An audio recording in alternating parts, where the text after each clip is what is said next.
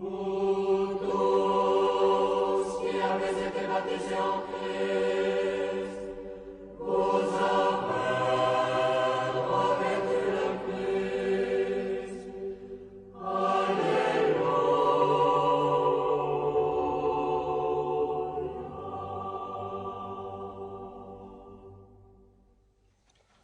frères et sœurs, au nom de mes frères, les évêques membres de l'Assemblée des évêques orthodoxes de France, je vous adresse ce message de joie et de paix à l'occasion de la fête de la Nativité de notre Seigneur Jésus-Christ.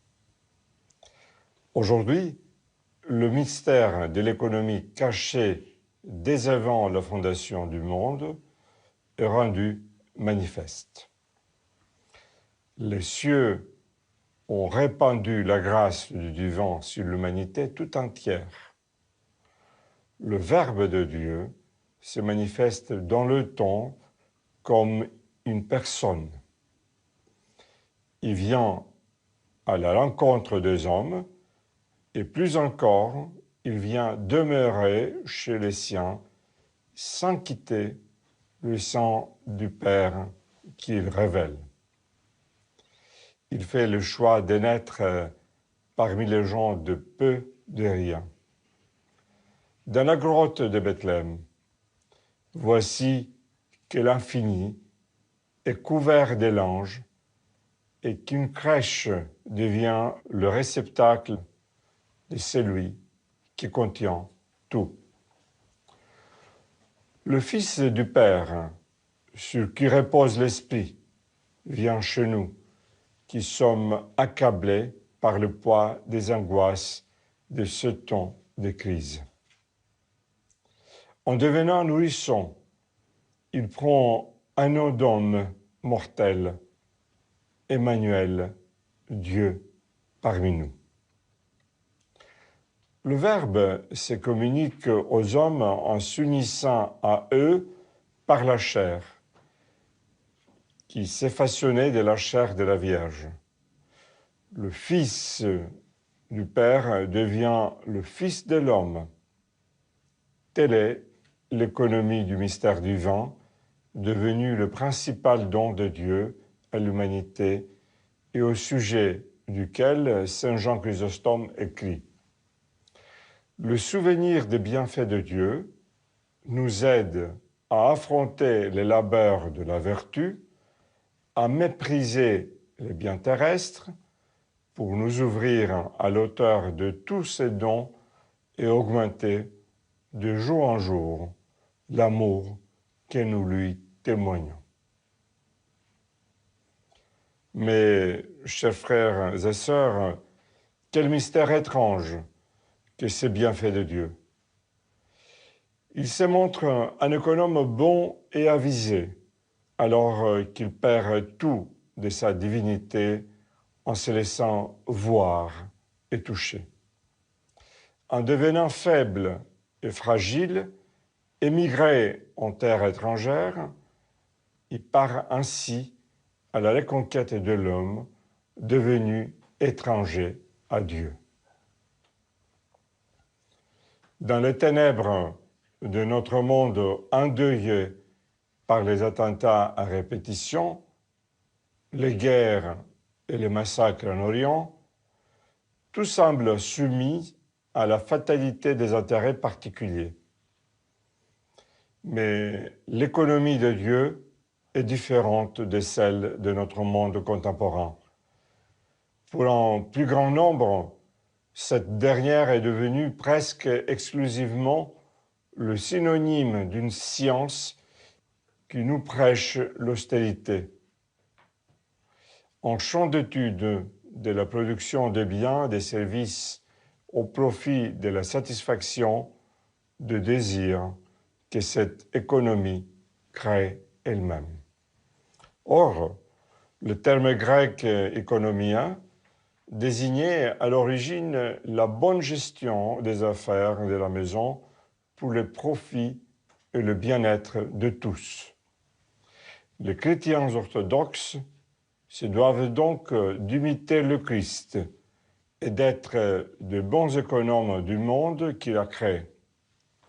Il ne s'agit pas pour eux d'adresser des doléances ou des remontrances aux puissants de ce monde, ni à ceux qui les gouvernent.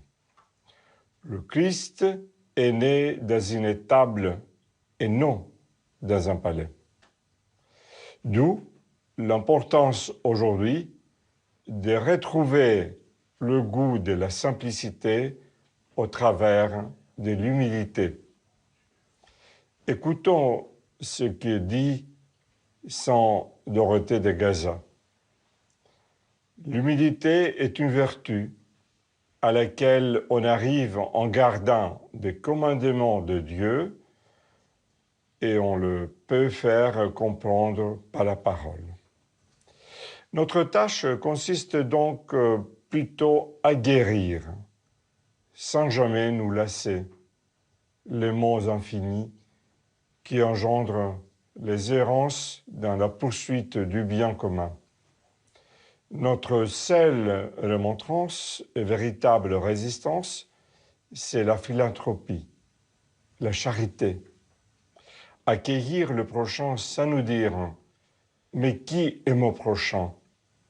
C'est lui ressembler, nous vider de nous-mêmes et devenir fils de Dieu par la grâce.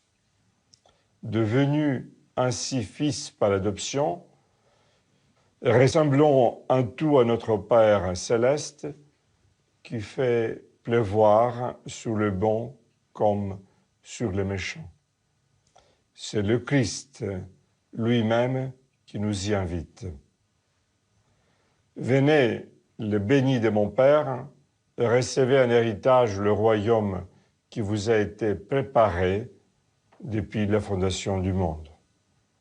Car j'ai eu faim et vous m'avez donné à manger, j'ai eu soif et vous m'avez donné à boire, j'ai été un étranger et vous m'avez accueilli. En vérité, je vous le dis, dans la mesure où vous l'avez fait à l'un de ces plus petits de mes frères, c'est à moi que vous l'avez fait. Et puisqu'à tous ceux qui l'ont accueilli, il a donné pouvoir de devenir enfants de Dieu, imitons l'amour de notre Père céleste. Réjouissons-nous avec les anges en proclamant gloire à Dieu au plus haut des cieux et paix sur la terre, bienveillance parmi les hommes. Permettez-moi de vous souhaiter en mon nom personnel et au nom de mes frères évêques, les membres de l'Assemblée des évêques orthodoxes de France, de très belles fêtes de Noël. Que la grâce et la joie de la Nativité soient avec vous et avec vos familles. Je vous présente aussi tous mes meilleurs vœux à l'occasion de la nouvelle année qui s'ouvre devant nous. Nous tous qui avons été baptisés en Christ,